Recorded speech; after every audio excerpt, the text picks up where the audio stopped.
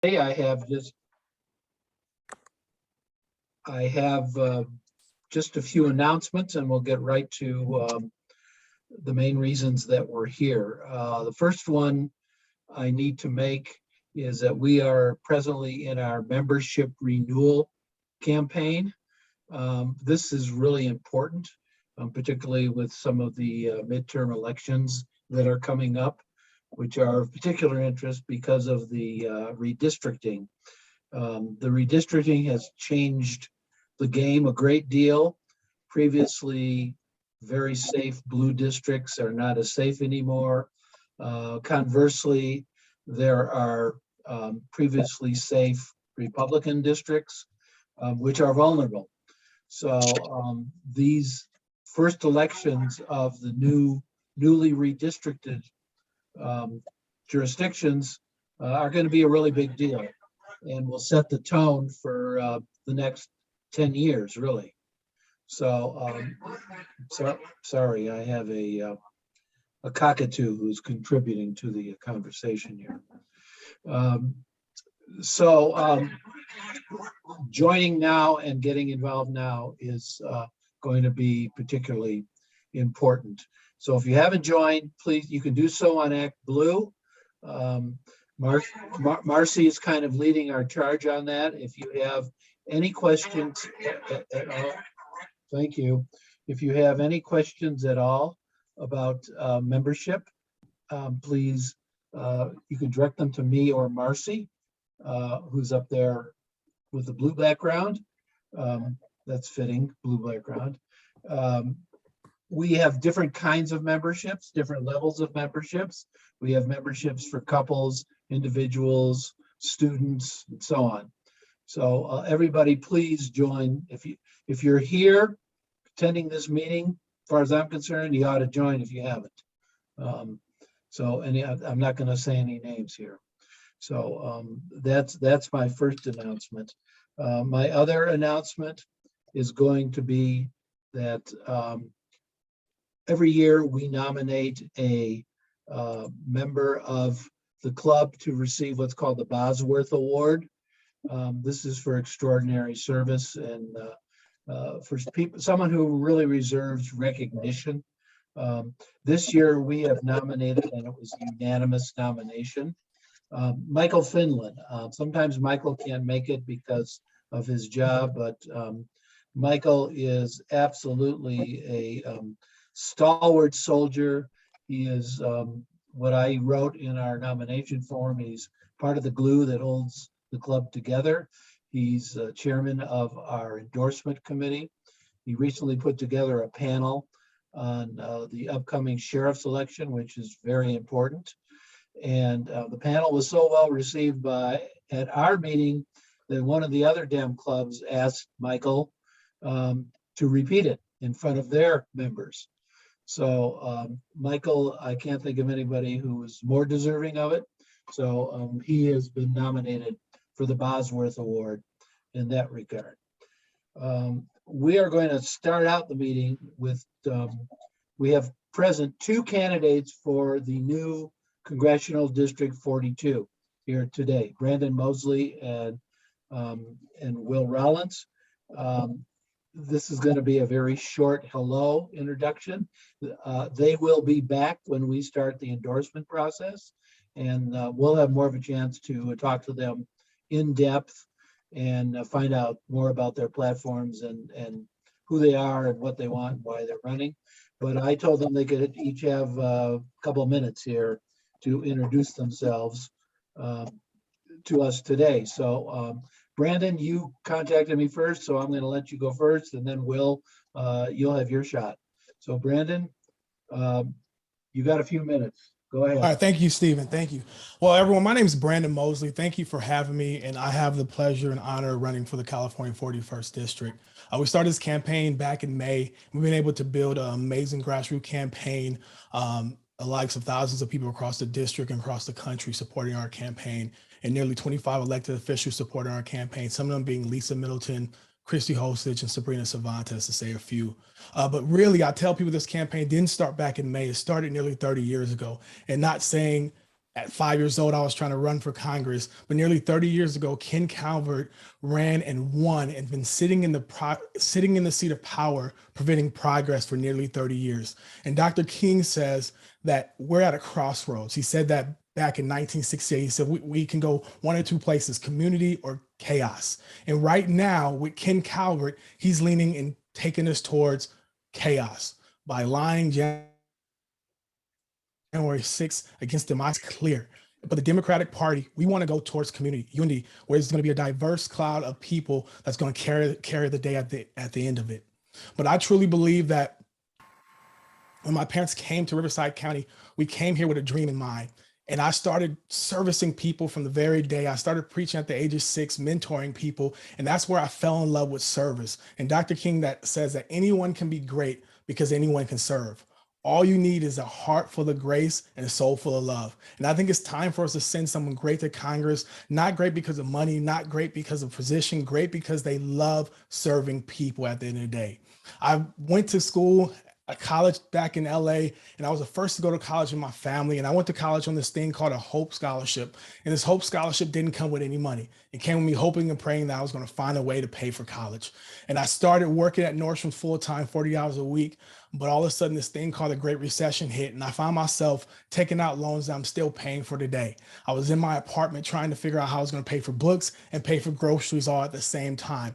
And that's why I became a teacher, because I didn't want students to face that same issue, sitting on the doorstep of poverty in the wealthiest nation in the world and mortgaging their future because they want to live that American dream. And when I became a teacher, I also became an adult educator, and I started helping those who are coming over, immigrating over from other countries to find their American dream through a high school diploma. Like my grandfather who came over from Bahamas Islands at 18 years old, first job picking oranges, second one picking apples. He was a migrant worker. He worked hard to purchase his first home and live that American dream in Compton, California, being one of the first African Americans to buy a home there. But here's the deal. Nowadays, working hard does not equate to receiving that American dream anymore. The chips are stacked up against working class people. They feel every time they go to the grocery store and they have to decide what they can pay for and what they have to put away. They feel it every time that they put gas in their tank and they can't afford it. And what we have in today's society, that the average Congress member is a millionaire.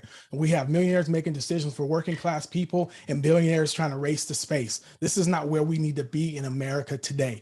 What we need more working class people who are willing to fight and advocate for people like you and I. I can tell you this much, that this American dream that my grandfather so fought for is becoming out of reach for so many people, and we have to fight to make sure it comes back to the ground for all of us. And at the end of the day, there's Brandon, can you kind of wrap it up here? Yeah, here's my last. If I could just say this, when you get to heaven, it's an amazing story. When you get to heaven, they're going to say, "Show me your scars." And if you have no scars to show them, they're going to ask you, was there nothing on earth worth fighting for? I believe working class people are worth fighting for. Women reproductive rights are worth fighting for. I believe healthcare and the environment is worth fighting for. Please follow me at Mosley for Congress or BrandonMosley.com, where you can see the full platform. Thank you so much. Thank you, Brandon. I'm sure we'll be hearing more from you in the future as a local Dem. Will, take some time and tell us about you and your campaign briefly, please. Thank you, Stephen. And it's great to see some familiar and new faces on the Zoom today. For those of you who I haven't met yet, I thought I would just take a couple minutes to tell you a little bit about why I'm running to unseat the January 6th Republican who's now right here in our backyard. So I grew up wanting to work in national security because of 9/11, walked into my first class of the day, saw my fellow Americans covered in ash on TV, and the North Tower collapse. That had a really powerful impact on me as a 16-year-old kid. And from that moment on, I knew I wanted to serve my country. There was just one problem. I was a closeted gay kid when it was still against the law to serve openly in the military, but I didn't let that stop me. Worked my ass off, went to Dartmouth and Columbia Law School, and eventually got a job as a federal prosecutor in the Central District of California, which covers all of Riverside County, including the new Congressional District 41. And it was a true privilege and honor to be a part of the team that helps protect us from adversaries like Russia, China, and Al-Qaeda. But working in counterterrorism these past few years, I started to notice a new threat, one that came from domestic terrorists, whether it was our office going after the white supremacists who attacked Charlottesville, whether it was our office going after QAnon conspiracy theorists who attacked US Navy hospital ships because they thought COVID was part of a government conspiracy, or whether it was responding to the Capitol attack on January 6th. And it was that new set of images, the images of guns drawn on the floor of the US House of Representatives, that inspired me to run against Ken Calvert. Because after I prosecuted some of the insurrectionists who attacked the US Capitol, I knew that I could not sit on the sidelines and let this January 6th Republican who voted to overturn the presidential election sit in Congress anymore. And so if we truly care about our democracy, if we truly care about something as fundamental as the freedom to choose our own leaders, all of us have an obligation and a duty to fight against the far-right forces that led to that attack in the first place. And so I'm running for Congress because I want to propose specific new laws that are designed to break down the polarized disinformation echo chambers online, on TV, and on social media that are making it impossible for the country to govern itself. And when we finally update those laws to address 21st century technology, I think we can actually shine a light on the true fact that people like my opponent, Ken Calvert, are a threat to our democracy. He's not only spread lies about the election and voted to overturn it, he has actually called for charges against the insurrectionists to be dropped.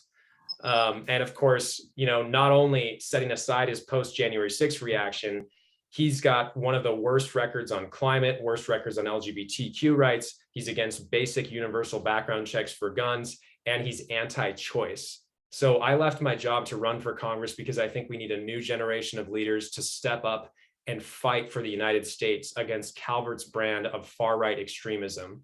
And we need people with specific new laws to create systemic compromise instead of systemic division. But most urgently of all, we need to unite against the people who undermine democracy, voting rights, and basic human rights in 2022, because the people who enabled the attack on the United States Capitol do not deserve to work inside of it. Thank you guys very much for having me, and really appreciate speaking and meeting with everybody today virtually. Thanks very much, Will and Brandon. The only thing I will say about Mr. Calvert is I actually ran for Congress in 2018 in the primary, and the person I ran against, some of you may have heard of her. She's also been in there over 30 years. Her name's Nancy Pelosi. Obviously a different kind of primary, but it does, I think, talk about the effect of people who essentially have permanent seats. I'm an advocate of term limits, federal term limits. That's problematically legal because it would require, I believe, a constitutional amendment, perhaps. There's even debate about that. But I greatly admire both of you for taking on what you're doing. And I look forward to working with both of you in the future, particularly on our endorsement process that's coming up.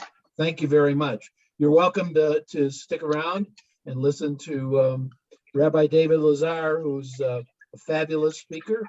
And you're also encouraged to join our club, which I hope you will consider doing. All right, my next announcement is a little housekeeping here. We have e-board elections coming up. There are 3 open seats right now. Those are executive secretary, programs chair, and another one, hospitality and events. Frankly, the hospitality and events chair was designed to mostly address physical meetings, which have not been occurring for a while. So that's kind of a title without a job right now. But in a week, I will send out to all the members a slate of who is running for the executive board, and we will vote on it at our next general meeting in February. But this is an opportunity in the next week, if any of you, or even people who are not here, wish to nominate somebody else or self-nominate for any of those positions, secretary programs, or hospitality, please let me know within 1 week. And I will add you to the slate or the ballot to be voted on in the February elections at the next membership meeting. All right, I'm going to move right along here, and I'm going to introduce our main speaker. I met Rabbi David Lazar, I think about four or 5 months ago. I'm not sure exactly. Heard him speak once. Since then, we've had a couple of conversations, too short, very stimulating and informative conversations. Rabbi David Lazar is the leader of a congregation, a Jewish congregation in Palm Springs, Om Hamid and is a dual citizen of both the U.S. and Israel.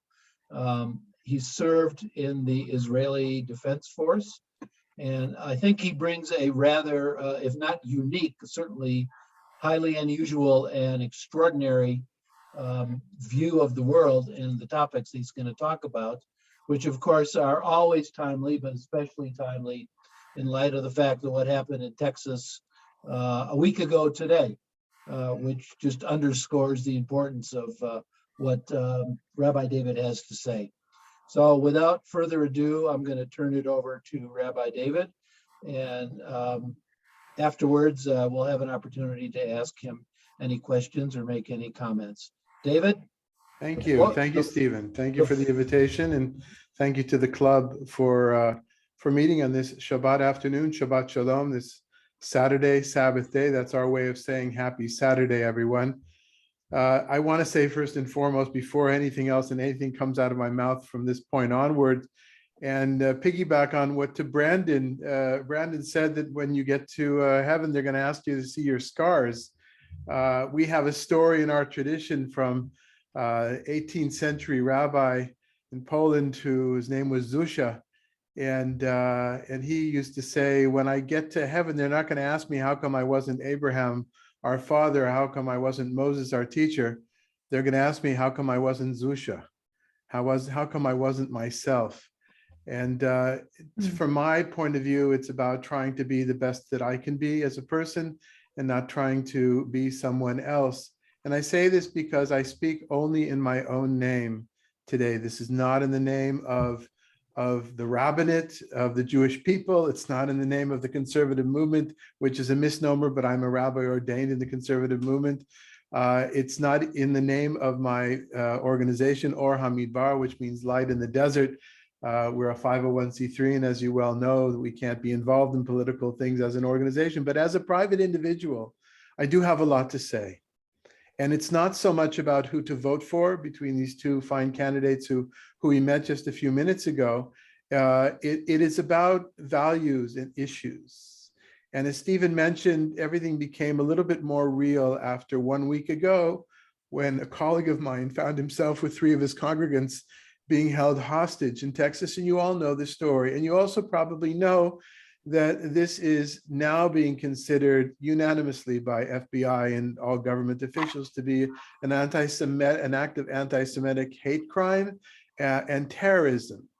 And I say this because there is sometimes a tendency to downplay things that have been said, not in the extreme right? People seem, in my circles that I speak in, everybody seems to easily condemn the things that are said amongst white supremacists and the right wing in this country, or in other countries for that matter, in Hungary or in Germany and Sweden even, where I lived for many years, for a number of years.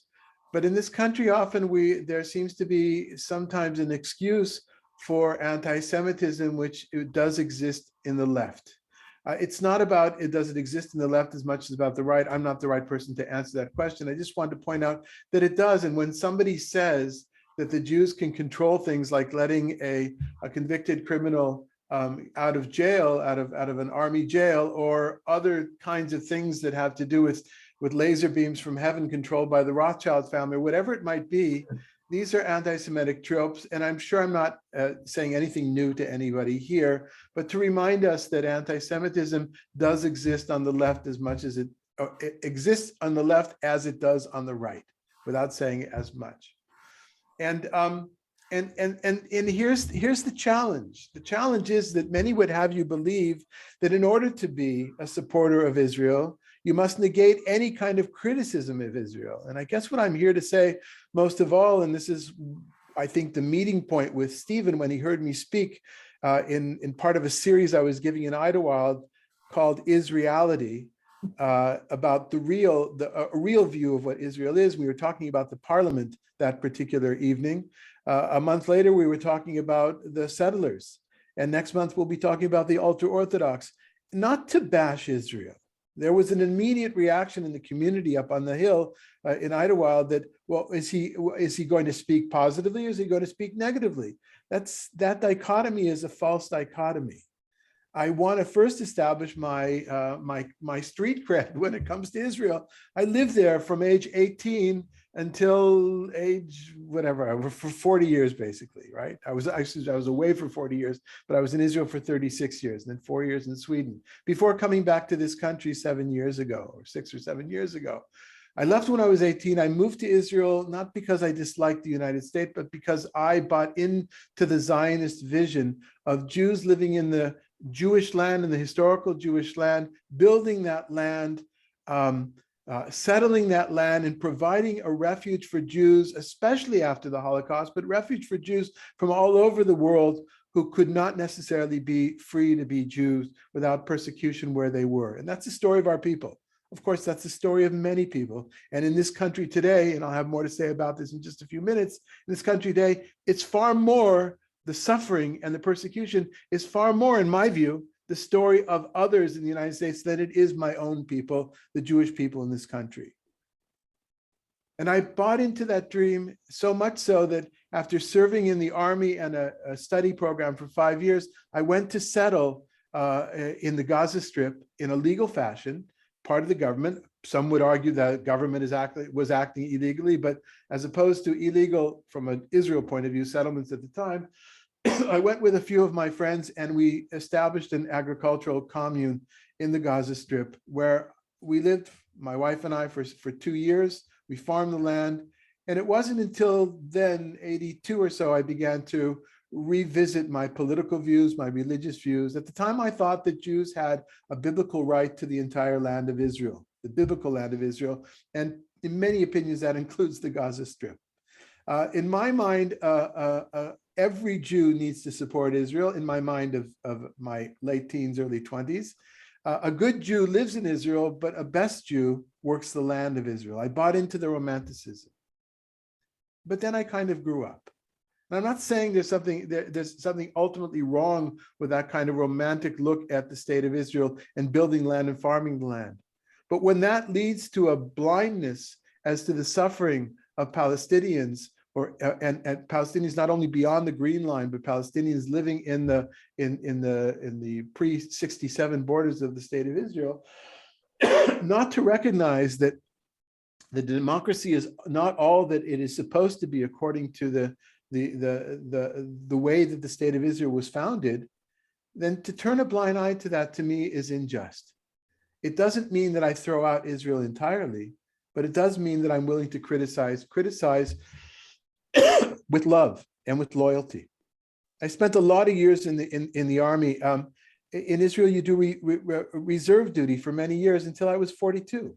I was in reserve duty 6 weeks every year. And I wasn't happy the times that we had to go into the territories during the Intifada, the first and the second Intifada, and to run after Palestinian children who had thrown rocks at us, or to go into homes in the middle of the night. Thankfully, I never had to shoot my gun at anyone. But I'm not proud of those things. And they were very, very difficult, but they did open up my eyes to another side of the state of Israel. And that's a complex reality, a truly complex reality that cannot be addressed by a Facebook, whatever you put on your Facebook page that says, I stand with Israel.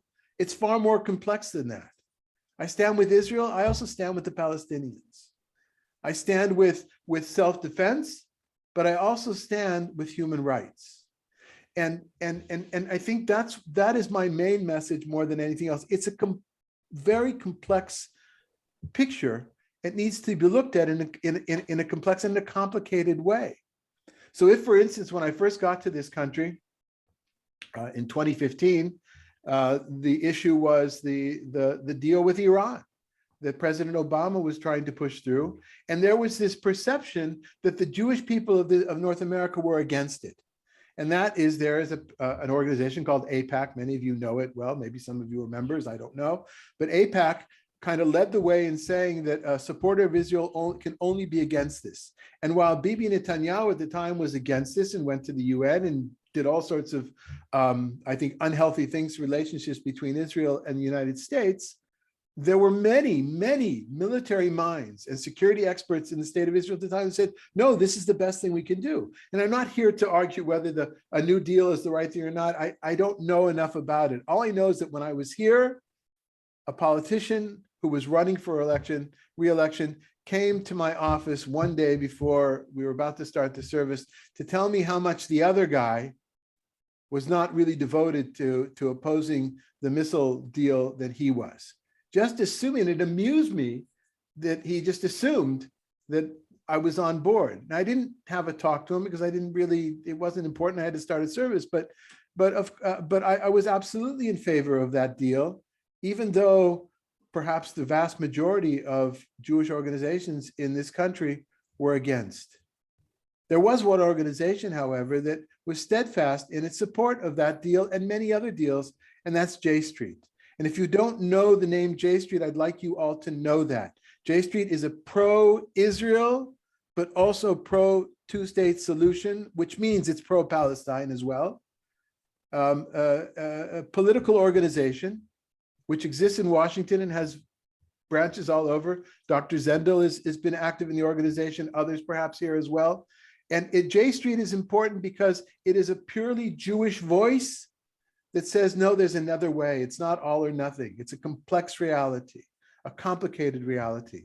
And J Street has been very much involved in a number of campaigns for Democrats across this country. It's important for us to say to our politicians, as I have said to my friend, Dr. Ruiz, that it would be good to go to Israel with J Street to understand the complexity of the issues. Not always easy to do, especially when you have two young children at home. I understand that. But J Street runs these congressional trips that are meant to educate in a different way than, say, Aipac and some other Jewish organizations do, because the reality on the ground is highly complex. It's highly complicated. It's a mess. It's an absolute mess. And while you might hear people saying that the two-state solution is dead in the water, while it seems almost hopeless now, it can't be dead. It needs to persevere. The belief and the hope in it needs to persevere in one form or another, because there is no way otherwise to have a just society in that part of the world. There's no way for Israel to continue to be a democratic or a liberal democratic nation and still have second-class citizens in the way it does today. I think probably the best for me would be that if folks would like to ask questions. I'm not really involved in political organizations so much. I'm not, although I'm involved in J Street, I'm there as a rabbi. I believe in long-term commitments to study. So in our congregation, for instance, we took a year plus to study the book of Judges, the biblical book of Judges, because it is so messy, because it's so violent. It's very colorful from a literary point of view, but because it also factors into the Zionist idea, where things came from, where things stay in the minds of many people, that especially the settler movement, who believed that the land was given to the Jewish people by God, and therefore the land today is owned, or the rights to that land are God-given. I have a very different view as a rabbi, but I want us to understand where it comes from in order for us to have those very difficult conversations. First and foremost, amongst Israelis, then amongst the Jewish people and supporters of Israel, and then with those that present themselves as the enemies of Israel, the sworn enemies of Israel. The conversations need to happen. Thank you, David. I'm going to start out with my own question here, to put what you've said into the political context that we're all here. We're all Democrats here. When I ran for Congress in 18, I was pretty far to the left on almost every issue. I was a strong supporter of Bernie Sanders. I believe in Medicare for all and most of what he stood for. But what I noticed is the further to the left that I got, the groups I would talk to and the people I would talk to, the stronger this, what you've discussed when you started out, this kind of subtle or latent anti-Semitism became more apparent. And I know that there's a lot of people who are single issue voters. And the further to the left you go, the more people who are of this single issue mindset I discovered were of that mindset when it comes to the Palestinian issue. One of my very best friends in the world, who's still one of my very best friends, is a vehement pro-Palestinian. And the conversation I had with her is, I respect your right to hold your views, but you use words in advancing your views like genocide and Jewish Nazis and things that just, to me, are horrific and inappropriate. So my question to you is, how do you respond when pro-Palestinians use phrases like that, that I think are inappropriate and non-applicable to what, no matter what's going on in Israel? I don't think it's realistic to believe the government of Israel is trying to commit genocide. I mean, that's my own personal view. How do you respond to that sort of thing? So one of the things that I've done in my career, in my community leadership since the 90s, because I come from an Orthodox and settler background, and I shifted not only in my political beliefs, but my religious beliefs at the same time, because I was studying at Hebrew University. I was totally opened up to critical study of Bible. And I moved over a period of, say, 7-8 years.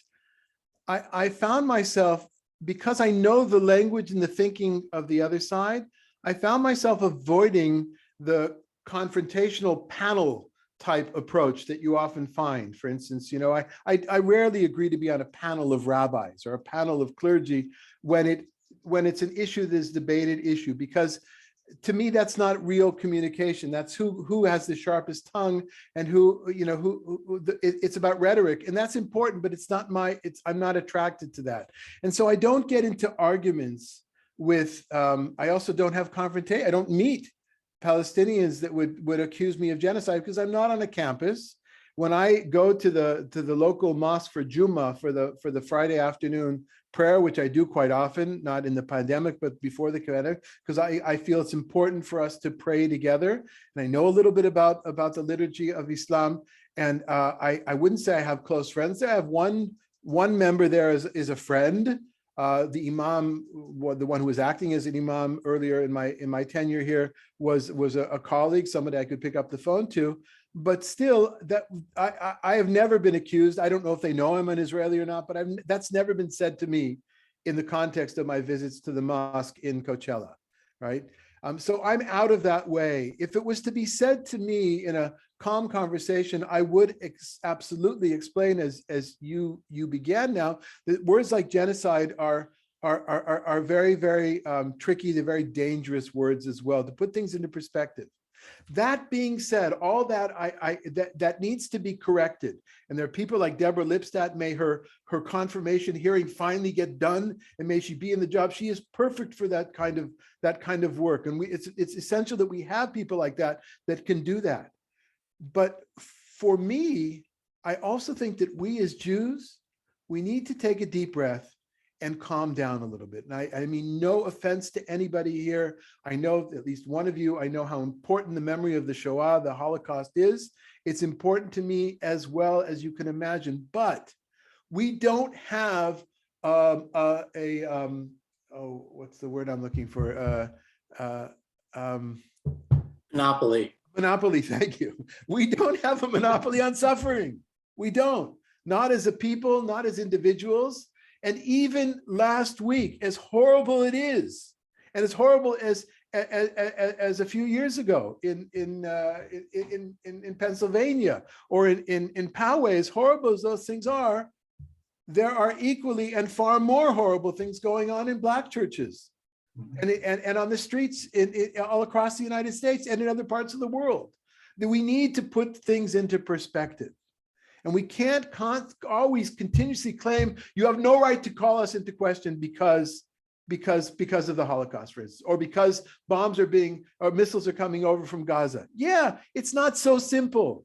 It's not black and white, and it didn't start right now. It didn't start yesterday. It didn't start in 67. I'm sorry, I'm shouting. I'm getting a little too passionate here. I apologize. It didn't start in 67. It didn't even start in 48. And the truth of the matter is it didn't even start in the late 19th century when Jews started to move to Israel and the movement for political Zionism began to be birthed, right? It's something deep inside cultures that are claiming to be the same land. We need to look at ourselves, and I say this to you, Stephen, as well, as Jews as we talk, or as in a less passionate way, defending ourselves against that strong language. We need to look at our sources, what our sources say. And the book of Judges and other biblical sources are pretty difficult to swallow. So I say it not because we need to be embarrassed about it, but we need to put things into perspective. We have come a long way. Zionism needs to come. I think that what happens is it is so much easier intellectually and emotionally to scapegoat a single group than it is to acknowledge the reality of what you just described, the complexity of the suffering everywhere. It's easy to blame a single group for everything, which some people have used Jewish people to do, than it is to acknowledge, the Blacks, the Muslims, the Latinos, the poor people. They're all getting a raw deal, equally as bad sometimes as the Jewish people. So it's easy to just blame one group for everything. Sometimes, Trump did it with immigrants. So I think that's sometimes the psychology of what happens. So I'm going to open it up. Les, I see your hand is up. Yes, thank you. Yeah, please go ahead. You guys know each other, yes? Oh, yeah. Yeah, okay. So, Rabbi, I don't want to open up too big of a topic here, but I know that Americans who kind of, especially Democrats, are bemoaning the fact that our country is so divided between right and left, Republican and Democrat. Sometimes when they think about Israel, they think, well, is it the same there? And of course, it's not. It's a very complicated political story and situation. I wonder if you could just take a minute to explain the complexity of the Israeli politics and why that makes it sometimes difficult to know what, quote, the Israeli point of view is. Sure. Well, so this is where I would say you should have been at the lecture about the Knesset, about the Israeli parliament. That was exactly it. And it is complex. Les, I remember getting here, and when did I come? I didn't live here as an adult, right? Until I was in my 60s or late 50s. I remember getting here and seeing this tension already under President Obama and suspecting that it was a lot more than just objecting to one policy or another, that had a lot more to do with race. And all this was new to me because it wasn't the issues I was dealing with in my rabbinate in my life.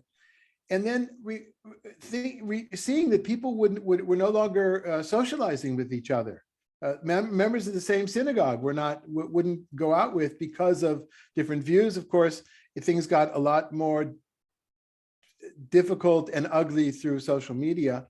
And I remember saying to people in Israel, we often disagree. We shout at each other in a far more violent way, vocally violent way than in this country. And then you go out and have a beer together because we serve in the army together in the same unit, because you're living in the same building. The neighborhoods are not so distinct. It's for all sorts of reasons. And the proof is in the pie. The pie of the last, 8 months or so has been that in Israel, there's a coalition, as many of you know, it's a coalition government, it's not a two-party system, it's a coalition. And in that coalition are, I would say, far right, maybe not farthest right, but far right parties and Palestinian Arab parties.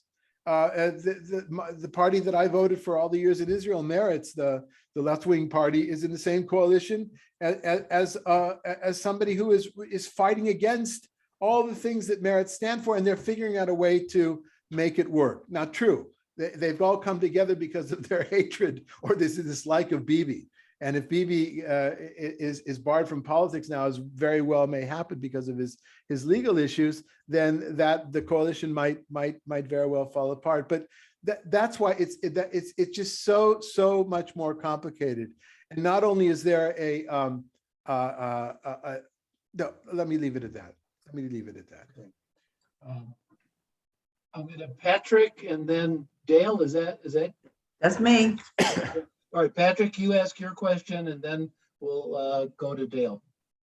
Yeah, as a delegate to the Democratic Party in California and conversing with other delegates and stuff and Democrats, one of the things that I hear a lot is race. When Israel is brought up, race is brought up. When Jews are brought up, race is brought up. And then there's this stereotype that Jews are white, wealthy, etc. That we're all white and wealthy and blah blah blah. And this comes from what I consider the far left attitude. But in my own learning about Israel and race, the issue is not race at all, from what I understand. In fact, people that we consider people of color in Israel are the majority of the people who had voted for Netanyahu again and again. And our definition of race in the United States might be different than the definition of race in Israel. So if you can dispel some of the myths and stereotypes about Jews and race and Israel and race, which is pretty rampant on the far left, I think that would be appreciated by many people. Patrick, I don't know that I can.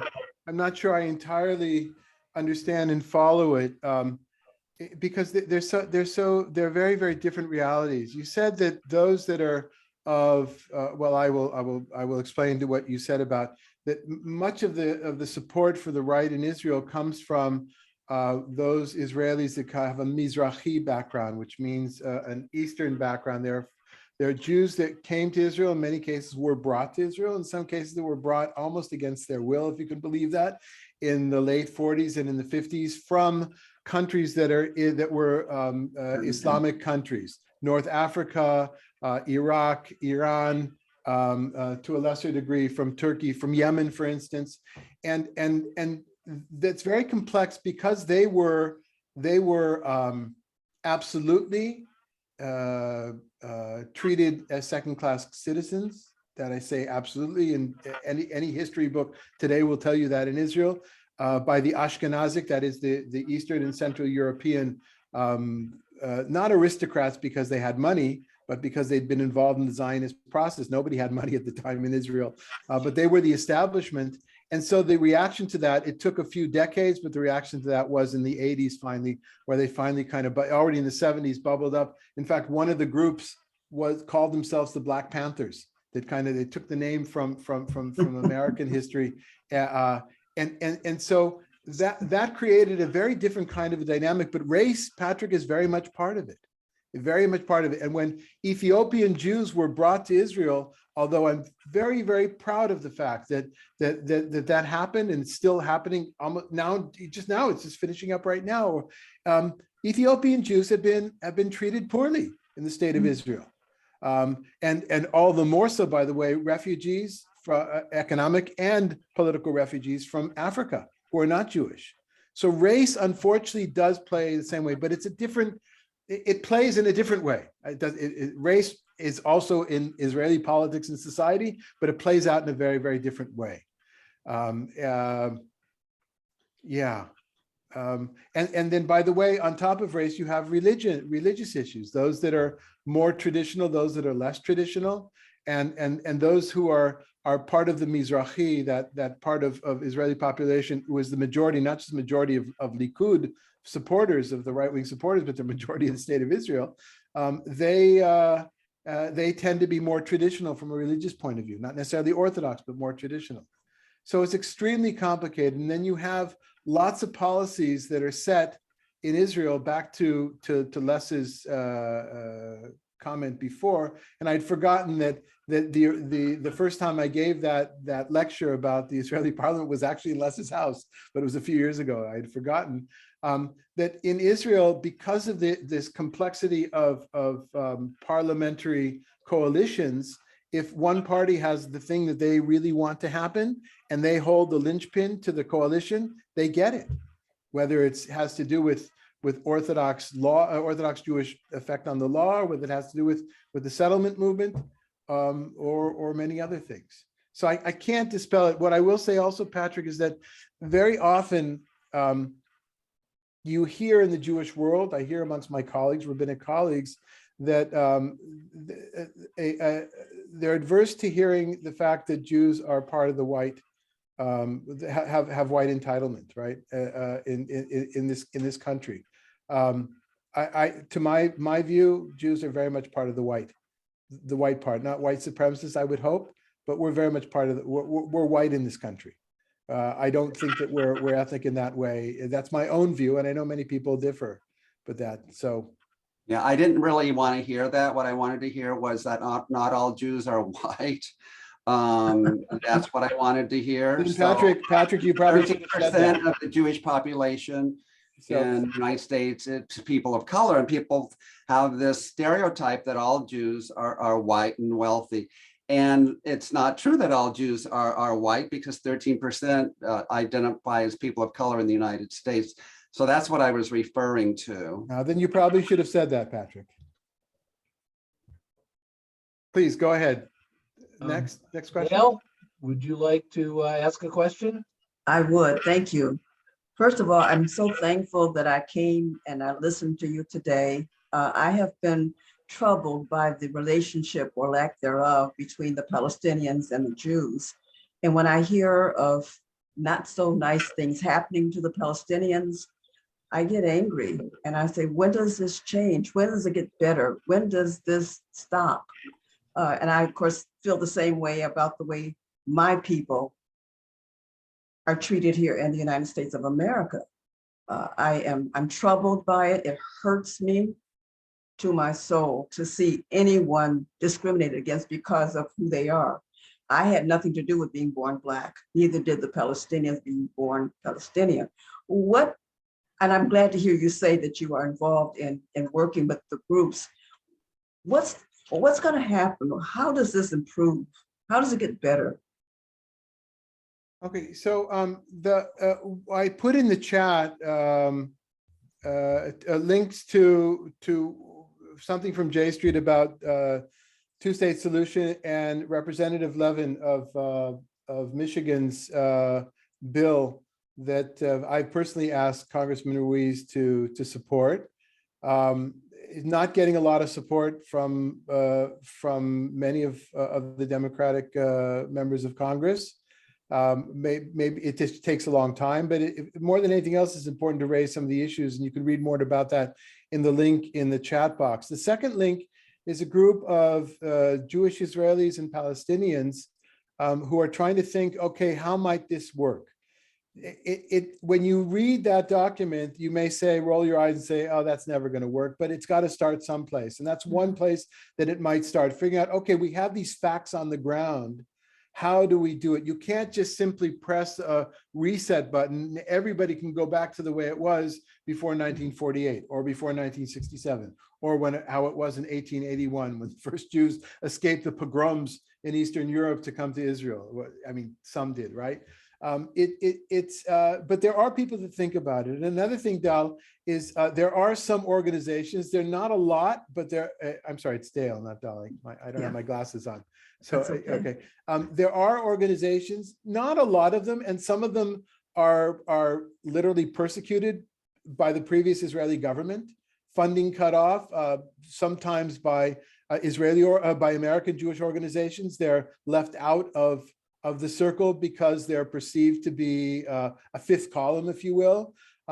Some of the promising organizations are youth education, summer camp programs, exchange programs. But I want to be honest about this, they're very small, very narrow. And sometimes they're more popular amongst progressive American Jews than they are amongst Israelis. Because in Israel, there's a lot of issues that seem to keep this far away, right? The economy for more, although we hear a lot about how many millionaires are in Israel now and even billionaires, still there's a huge disparity. I don't know what the percentage of it is greater than in this country, but a huge disparity, lots of economic problems. I know that because I have 4 daughters who live in Israel and all their friends who can't even imagine owning any kind of a flat, an apartment or a house or anything, and have a constant overdraft in the bank. There are issues of Hamas in the Gaza Strip and the constant threat in that way. There was now, of course, a pandemic like everywhere else, but those are things that they push this issue to the side because it's so complicated and so hard. So come rabbis like me, I was a member of an organization called Rabbis for Human Rights. When I lived in Israel, there is a parallel organization here in the United States called Truah. And what we do is little by little, incremental kinds of things, meeting people, having this kind of a talk with you folks, right? Something that I wouldn't have done, by the way, when I was at a larger synagogue, when I first got to Palm Springs, I don't think I could have done this. I think it would have been taken the wrong way by many of the members of the congregation. And perhaps they're right. They were an established congregation that asked me to be a rabbi. Now I'm the rabbi of an organization that I started myself. So the people that are with us, they know who they're getting. Yet I once again remind you, everything I've said is in my own name and not in the name of the organization. So it starts with it starts like here in this country as well. It starts with the little stuff. It starts with talking to our neighbors and our family members, even though we can't for the life of us understand why they won't wear a mask or why they won't get vaccinated or how could they possibly have voted for that guy. We gotta talk to them. You gotta figure out what's common and create civil, polite, not polite, that's a bad word, but civil and respectful conversations. Thank you. I appreciate it. Thank So you. I have a short question and then I'm going to turn to Steve Brooks, who's got his hand up as well. There are organizations that I encountered one of them is called Jewish Voices for Peace. They're here in the US. Are you familiar with them, David? Yeah, I don't have any personal familiarity with the organization. They are considered to be at the very left of Jewish organizations. Right. So here's my question. If they don't want a 2-state solution, they feel that we're expelling Palestinians from what now is Israel, and they consider that wrong. But what I don't know is when you get to that far left area, because they asked me to endorse some of their positions, which I respectfully declined when I was running. But what I don't know is what they want. I know what they don't want. What do they want? Where are they? Where are they on the spectrum there? So I don't want to speak in the name of another organization that I'm not totally. What do you understand? What do you understand they want? But I will say there are even Jewish Israelis who I've studied with. I was at an institution called the Jerusalem Fellows in the late 90s. I was absolutely blessed by the Mandel Foundation to be able to take off from my work as a rabbi and sit and think for 2 years, a 2-year fellowship. But what a gift. And there were people in that fellowship program, Jews, that absolutely believed already then in a 1-state solution, which is a state that is governed by the full population of that state. Let it be one country And of course, the Jewish, it will no longer be a Jewish state. They no longer had a belief in the classical idea of a Jewish state in the land of Israel. It's a state where the people that live there, they govern like many other places, like the United States, right? And what will happen, of course, the fear of the Jewish Israel, the traditional Jewish understanding of Israel is that it will no longer be a Jewish state. The calendar won't be a Jewish calendar. You won't get off for Passover necessarily. You have to ask to get off, like in this country, or for the other holidays. And Jews will soon, because of the demographics, will be in the minority, right? Very soon, if not already, certainly in some areas. And that's the fear, the Jewish fear of, again, being outcast and suffering. And I understand that. That's why the second link that I put in the chat box is a helpful way to think about what a two-state solution might look like in light of the reality today. But what they want, what some people want, even in the Jewish world, is the same that what many Palestinians want: the entire land back. The way they understand it was their land before. And historically speaking, there have always been Jews living in the land of Israel. There's one village in the Galil in northern Israel that's been continuously populated by Jews all through the 2,000 years of Jews living spread across the world, but it's only one place. But still, there's been a Jewish presence in Israel for much of the last 2,000 years. That being said, it's been a very, very small minority. Thank you. Steve Brooks, your question. Well, you beat me to it, but I was going to ask, if you had interactions with JVP and your thoughts on it, but it's already been asked. So there we go. Maybe I'll just add one more thing with JVP. The challenge there is that if that organization doesn't have, the way I see it, my perception, have very much influence, certainly not positive influence, on the rest of the Jewish world. Most Jews they feel bad. If JVP takes a position, they automatically won't listen, I think, because they've gone beyond the brink. I'm not saying they're beyond the brink, but for many Jews it is. And then as an organization, as individuals, you have to ask yourself from a purely political point of view, is that helping, or is that getting in the way of helping? And again, this isn't the topic today, JVP, I'm not an expert, but that is in any position. What point do you lose relevance? At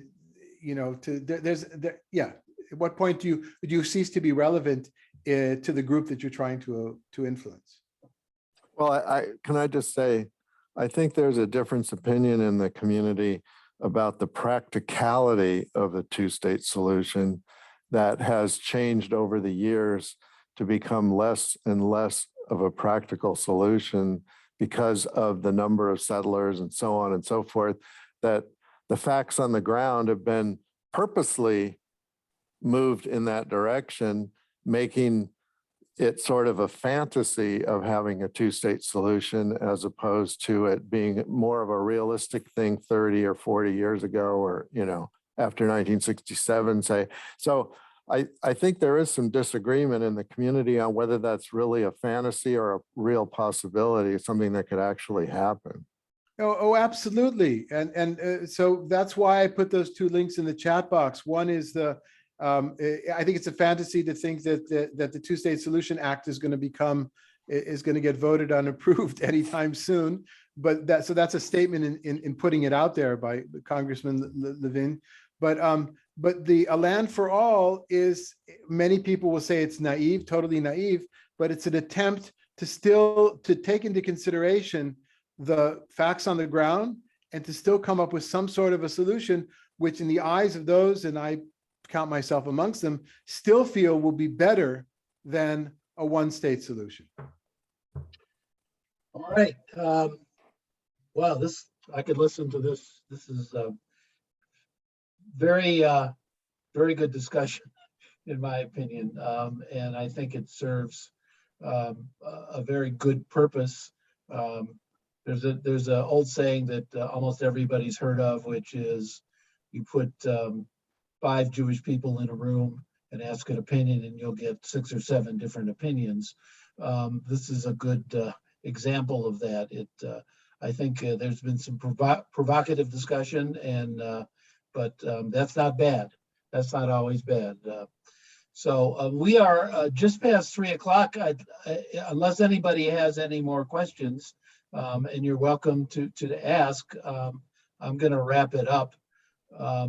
David, I can't thank you enough for your candor and your valuable information. I think you've provided a true learning experience for some people who are not as familiar with the issues as some others of us. And we hope to have you back sometime in the future. Thank you very much. Unless anybody has any further business, I think I'm going to conclude the meeting. So thank you all. Fourth Saturday of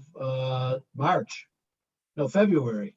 I'll keep track of the months here. Fourth Saturday of February, we will reconvene. I would remind you, if you're interested in any of the executive board positions that I listed, secretary, program director, or hospitality chair, let me know, please. We need you.